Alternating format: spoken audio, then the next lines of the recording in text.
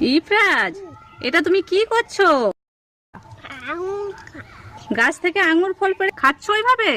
আমি দুধ বের করে খাবো। আমি নিয়ে যাবো। আঙ্গুর তুলে নিয়ে যাবে? আচ্ছা, তুলে নাও তাহলে।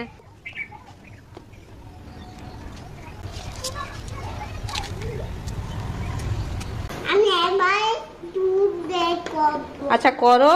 তুমি পুরো আঙুরটা দিয়ে দিচ্ছ? একটা একটা করে ছাড়িয়ে তো দিতে হয়, তবে তো জুস বেরোবে। আর এটা ছাড়িয়ে দেবো? আচ্ছা দাও।